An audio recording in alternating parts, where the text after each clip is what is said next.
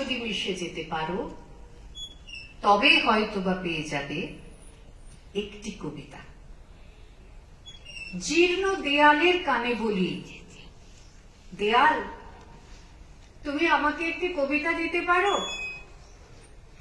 পুরনো দেয়াল বলে শ্যাওলা ধরা স্বরে, এই ইট সুরকির ভেতর যদি নিজেকে গুঁড়িয়ে দাও তবে হয়তোবা পেয়ে যাবে একটি কবিতা।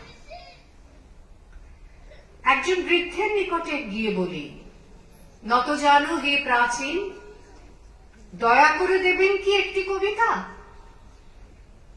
স্তব্ধতার পর্দা ছিঁড়ে বেজে ওঠে প্রাজ্ঞ কণ্ঠে,